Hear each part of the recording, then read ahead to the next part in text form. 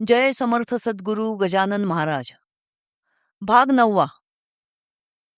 गजानन महाराज बंकटलालच्या घरी राहत असताना एक अपूर्व गोष्ट घडली. गावाच्या दक्षिणेला बंकटलालचा मळा होता. एक दिवस बंकटलालने तेथे मक्याची कणसे भाजून खाण्याचा कार्यक्रम ठरवला. त्यासाठी तो बऱ्याच मंडळींना बरोबर घेऊन मळ्यात गेला. बंकटलालने मोठ्या कौतुकाने गजानन महाराजांनाही आपल्याबरोबर नेले होते. मळ्यात पाण्याने तुडुंब भरलेली एक विहीर होती. त्या विहिरीजवळ कणसे भाजण्याची तयारी झाली. विहिरीच्या आसपास चिंच वृक्ष व गर्द छाया देणाऱ्या इतर वृक्षांची दाटी होती. त्यातील काही वृक्षांवर मधाची पोळी होती. मंडळींनी कणसे भाजण्यासाठी एकाच वेळी 10-12 आकट्या पेटवल्या. त्यामुळे आगीचा डोंब उसळला. त्या धुरामुळे चिंच वृक्षांवर असलेल्या मधाच्या पोळ्यांवरील मधमाशा उठल्या. मधमाशा उठता क्षणी हातातली मक्याची कणसे तशीच टाकून सारी मंडळी पळून गेली. माणसाला स्वतःच्या प्राणापेक्षा अधिक प्रिय काहीही नसते. अगणित मधमाशा एका क्षणात मळाभर पसरल्या. सारी मंडळी पळून गेली तरी गजानन महाराज आपल्या आसनावर निजानंदात मग्न होऊन निर्धास्त बसले होते. आसनी स्वस्थ बसून ते विचार करू लागले. माशी तरी मीच झालो, मोहळ तोही मीच बनलो, कणसेही माझीच रूपे.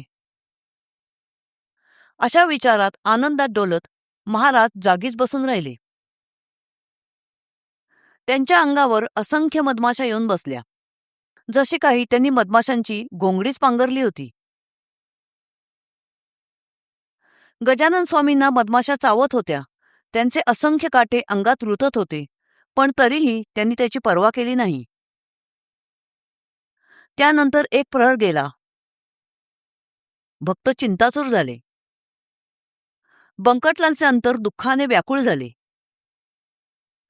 तो पश्चाताप करू लागला की हाय रे माझ्या दुर्दैवा, गजानन स्वामींना येथे कणसे खायला आणण्याची दुर्बुद्धी मला का झाली? मी गुरुरायांच्या दुःखाला कारण का झालो? मनात दुःखी होत तो गजानन स्वामींच्या मदतीसाठी जाऊ लागला. बंकटलाल आपल्या मदतीसाठी पुढे येत आहे हे बघून गजानन स्वामींनी लीला केली. ते मधमाशांना म्हणाले, हे जीवांनो, परत आपल्या मोहळी जाऊन बसा. माझ्या बंकटला कोणीही चावू नका. जमलेल्या सर्व मंडळीत बंकट हा एकच निस्सीम भक्त आहे, जो संकटकाळी माझ्यासाठी धावून आला. गजानन स्वामींनी असे म्हणताच माशा परत मोहळावर जाऊन बसल्या. मग बंकटलाला गजानन स्वामी हसून म्हणाले, आज तू आम्हाला मधमाशांच्या डंखांची खूप मेजवानी दिलीस.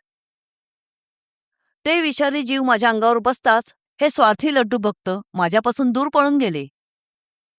संकट आल्यावर एका ईश्वराशिवाय कोणीही मदत करत नाही. तेव्हा बंकटलाल दुःखी होऊन म्हणाला, गुरुराया, मी पापी आहे. मी जणू काही त्रास देण्यासाठीच तुम्हाला इथे घेऊन आलो. अगणित माशा डसल्यामुळे तुमच्या अंगभर असंख्य गांधी उठल्या आहेत. स्वामी, मी माशांचे काटे काढायला सोनार बोलवतो. त्यावर गजानन महाराज म्हणाले, अरे, डसणे हा माशांचा स्वभावच आहे. मला त्यांच्या डंखांची मुळीच बाधा होणार नाही, कारण मी त्या माशीरूपी सच्चिदानंदाला ओळखले आहे. माशीही तोच आहे आणि मीही तोच आहे. बंकटलाल काहीही बोलला नाही. त्याने काटे काढण्यासाठी सोनारांना बोलावले. सोनार चिमटे घेऊन गजानन महाराजांच्या अंगात रुतलेले काटे शोधू लागले. तेव्हा महाराज सोनारांना म्हणाले, तुम्हाला काटे दिसणार नाहीत.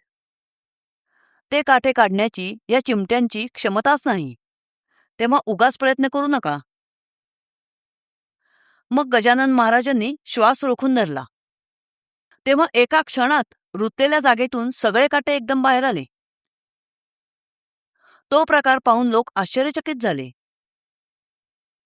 लोकांना महाराजांचे सामर्थ्य व अधिकार कळून आला. पुढे ठरल्याप्रमाणे सर्व मंडळींनी कणसे भाजून खाल्ली. जय समर्थ सद्गुरू गजानन महाराज.